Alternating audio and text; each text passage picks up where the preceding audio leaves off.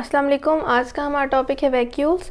Lecture को start करने से पहले मैं बताती चलूँ कि आप मेरे channel daily dose of education को लाइक करें, शेयर करें और सब्सक्राइब करें और बेल आइकन पे क्लिक करके और वीडियोस को सिलेक्ट करें ताकि आपको नए आने वाली वीडियोस की नोटिफिकेशन मिलती रहे। तो आज हमारे पास एक नेक्स्ट यूकैरियोटिक ऑर्गेनल है जो कि हमारे पास वैक्यूल है। वैक्यूल के बारे में कुछ बेसिक हमने स्टडी करनी है और इसके साथ हम डायग्रामेटिकली भी इसको जो है वो समझेंगे और कुछ इसके बेसिक इंपॉर्टेंट पॉइंट्स देखेंगे एमसीक्यूज़ के लिए जो इंपॉर्टेंट होंगे और हमने उन्हें एज अ की पॉइंट्स जो है वो याद रखना है। तो वैक्यूल्स हमारे पास कैसे ऑर्गेनल हैं? ये हमारे पास सिंगल मेम्ब्रेनस सेल ऑर्गेनल हैं जिनकी सिंगल मेम्ब्रेन होती है।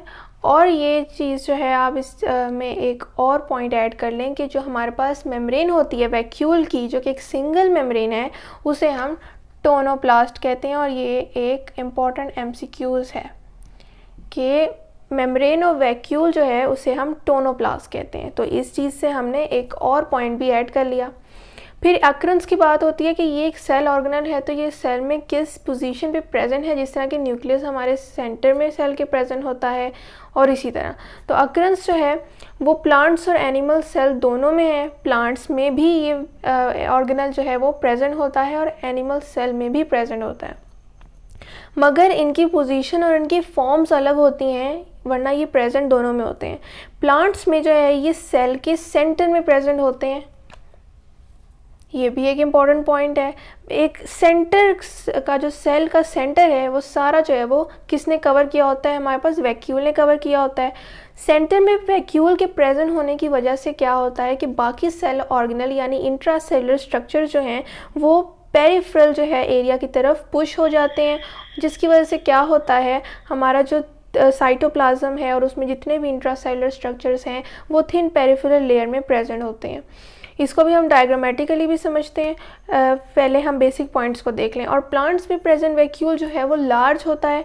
कोआलेसेंस की वजह से स्मॉलर वैक्यूल्स जो हैं, स्मॉलर वैक्यूल्स आपस में कोआलेसेंस की वजह से एक लार्जर वैक्यूल बना लेते हैं और वो at the centre of the cell present होते हैं, जिसकी वजह से बाकी सारे सेल ऑर्गेनल्स जो हैं वो पुश हो जाते हैं टूवर्ड्स द पेरिफेरी। तो आई होप ये चीज़ अंडरस्टैंड हुई होगी। दूसरा हमारे पास है एनिमल्स। एनिमल्स के केस में उसने सेंटर में पोजीशन जो है वो नहीं हमारे पास होती वैक्यूल की, क्योंकि एनिमल्स के केस में हमारे पास जो सेंटर में जो है जिसने जगह ली होती है वो है हमारे पास न्यूक्लियस। ये ग्रीन कलर से जो मैंने ड्रॉ किया है ये हमारे पास न्यूक्लियस है। और एनिमल सेल के ही केस में हमारे पास nucleus at the centre of the cell present होता है और ये हमारे पास एक आइडेंटिफिकेशन भी है किसी भी सेल को आइडेंटिफाई करने की कि ये सेल एक पर्टिकुलर प्लांट या एनिमल सेल का है। तो एनिमल सेल्स में जो है हमारे पास पोजीशन जो है वैक्यूल की वो होती है at various places within the cell, यानी कि कोई ख़ास प्लेस नहीं होती जिसमें वो फिक्स्ड हो, बल्कि वो डिफरेंट प्लेसेस पे प्रेजेंट होता है सराउंडिंग द न्यूक्लियस। जैसे कि आप इस डायग्राम में देखेंगे मैंने ब्लू मार्कर से जो शो किए हैं स्ट्रक्चर्स, ये हमारे पास वैक्यूल्स हैं जो कि डिफरेंट जो है वो पोजीशंस पे प्रेजेंट है, कोई फिक्स्ड पोजीशन नहीं है। जबकि फिक्स पोजीशन एनिमल्स के केस में न्यूक्लियस की होती है, वो सेंटर ऑफ द सेल होती है। अब हम बात करते हैं कि कॉम्पोजिशन क्या है जो वैक्यूल्स हमारे पास प्रेजेंट है एनिमल एंड प्लांट सेल्स में, उनकी कॉम्पोजिशन क्या है। तो हमारे पास जो प्लांट सेल की अगर हम बात करें, ये प्लांट सेल है जिसमें मैंने एक ब्लैक मार्कर से सेल वॉल बनाई है जो इस चीज़ की इंडिकेशन दे रही है कि ये हमारे पास प्लांट सेल है। तो प्लांट सेल में लार्ज सेंट्रल वैक्यूल है। इसकी कॉम्पोजिशन की बात की जाए तो इसमें वाटर प्रेजेंट होता है, सबसे पहली बात सॉल्ट्स प्रेजेंट होते हैं, मेटाबोलाइट्स प्रेजेंट होते हैं। और ये रेड मार्कर से मैंने शो किया है थिन पेरिफेरल साइटोप्लाज्म जो कि इंट्रासेलुलर ऑर्गेनल्स थे, स्ट्रक्चर्स थे जो कि पेरिफेरल की एरिया की तरफ मूव कर गए हैं। तो ये हमारे पास स्ट्रक्चर है और यहाँ पर कोआलेसेंस हुई है, मींस जो हमारे पास एनिमल्स में जिस तरह वैक्यूल्स डिफरेंट प्लेसेस पे प्रेजेंट थे, उसी तरह प्लांट सेल में जो डिफरेंट प्लेसेस में प्रेजेंट वैक्यूल थे वो आपस में कोआलेसेंस की वजह से क्या हो गया कि उन्होंने एक बड़ा स्ट्रक्चर जो है वो बना लिया और लार्ज सेंट्रल वैक्यूल जो है उसकी फॉर्म में आ गए।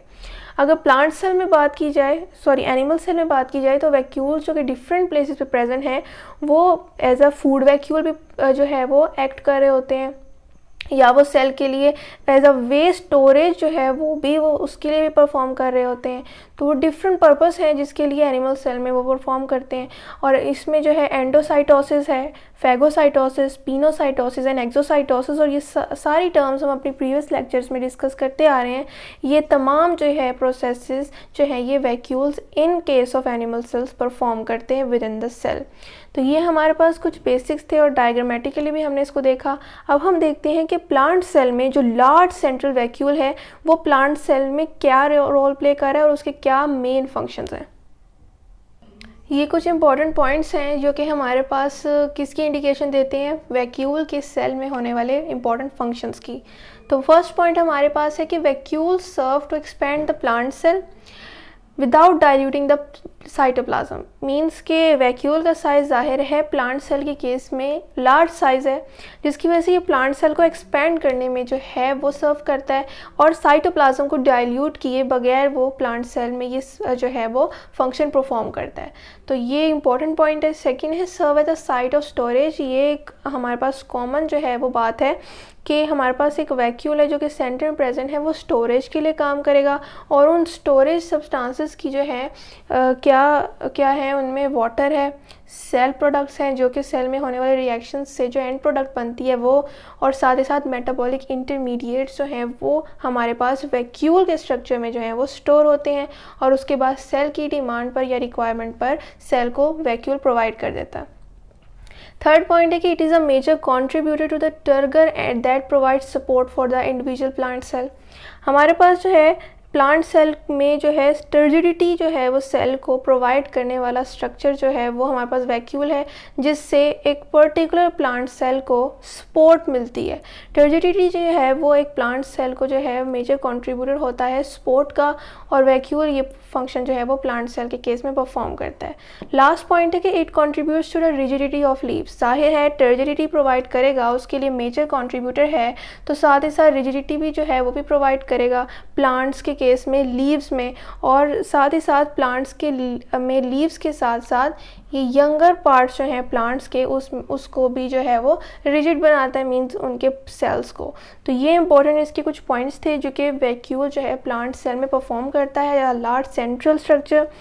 तो आई होप आपको आज की टॉपिक की समझ आई होगी, और आपने इन तमाम जो है बेसिक पॉइंट्स का जो की वर्ड्स जो है वो याद रखना है, और ये MCQs में डिफरेंट वेज से पूछे जा सकते हैं।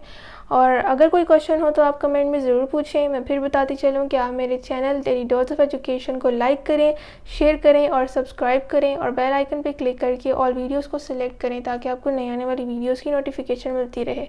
शुक्रिया, अल्लाह हाफिज़।